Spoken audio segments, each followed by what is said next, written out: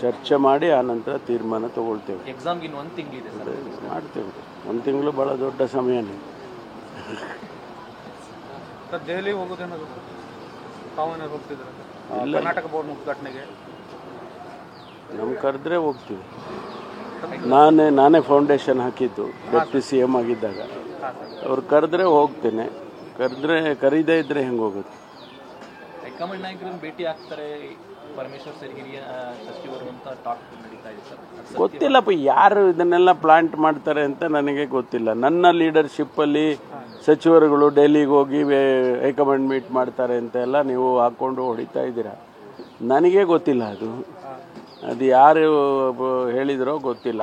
ಅಂಥದ್ದು ಯಾವುದೇ ಬೆಳವಣಿಗೆ ಇಲ್ಲ. ನಾನು ಡೆಲ್ಲಿಗೆ ಯಾವ ಡೆಲಿಗೇಷನ್ನು ನಾವು ತೊಗೊಂಡೋಗ್ತಿಲ್ಲ ಅಥವಾ ಯಾವ ಅಂಥ ರಾಜಕೀಯ ಬೆಳವಣಿಗೆಗಳು ಯಾವುದು ಕೂಡ ಇಲ್ಲ. ನಾನು ಮೊನ್ನೆನೂ ಹೇಳಿದೆ ನಿಮಗೆ, ನನಗೆ ಇಲಾಖೆ ಕೆಲಸ ಇದ್ದಾಗ ಹೋಗ್ತೀನಿ ಅನ್ನೋದು ಬಿಟ್ಟರೆ ಬೇರೆ ರೀತಿಯಲ್ಲಿ ನಾವೇನು ಹೋಗಬಾರ್ದು ಅಂತ ಏನಿಲ್ಲ. ಹೋಗಬಾರ್ದು ಅಂತ ಏನು ಬ್ಯಾನ್ ಆರ್ಡ್ರ್ ಇಲ್ಲ. ಅಂದರೆ ನಮ್ಮ ಚರ್ಚೆ ಮಾಡಿ ಆನಂತರ ತೀರ್ಮಾನ ತಗೊಳ್ತೇವೆ. ಎಕ್ಸಾಮ್ಗೆ ಇನ್ನು ಒಂದು ತಿಂಗಳಿದೆ ಸರ್. ಮಾಡ್ತೇವೆ. ಒಂದು ತಿಂಗಳು ಭಾಳ ದೊಡ್ಡ ಸಮಯನೇ. ದೆಹಲಿ ಹೋಗೋದೇನಾದ್ರು ತಾವೇನಾದ್ರು ಹೋಗ್ತಿದ್ರೆ ಕರ್ನಾಟಕ ಬೋರ್ಡ್ ಉದ್ಘಾಟನೆಗೆ ಕರೆದ್ರೆ ಹೋಗ್ತೀವಿ. ನಾನೇ ಫೌಂಡೇಶನ್ ಹಾಕಿದ್ದು ಡೆಪ್ಟಿ CM ಆಗಿದ್ದಾಗ. ಅವ್ರು ಕರೆದ್ರೆ ಹೋಗ್ತೇನೆ, ಕರೀದೇ ಇದ್ರೆ ಹೆಂಗೆ ಹೋಗೋದು?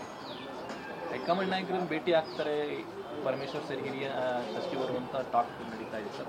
ಗೊತ್ತಿಲ್ಲಪ್ಪ ಯಾರು ಇದನ್ನೆಲ್ಲ ಪ್ಲಾಂಟ್ ಮಾಡ್ತಾರೆ ಅಂತ ನನಗೆ ಗೊತ್ತಿಲ್ಲ. ನನ್ನ ಲೀಡರ್ಶಿಪ್ಪಲ್ಲಿ ಸಚಿವರುಗಳು ಡೆಲ್ಲಿಗೆ ಹೋಗಿ ಹೈಕಮಾಂಡ್ ಮೀಟ್ ಮಾಡ್ತಾರೆ ಅಂತೆಲ್ಲ ನೀವು ಹಾಕ್ಕೊಂಡು ಹೊಡಿತಾ ಇದ್ದೀರಾ.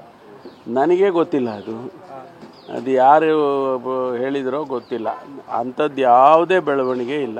ನಾನು ಡೆಲ್ಲಿಗೆ ಯಾವ ಡೆಲಿಗೇಷನ್ನು ನಾವು ತೊಗೊಂಡೋಗ್ತಿಲ್ಲ ಅಥವಾ ಯಾವ ಅಂಥ ರಾಜಕೀಯ ಬೆಳವಣಿಗೆಗಳು ಯಾವುದು ಕೂಡ ಇಲ್ಲ.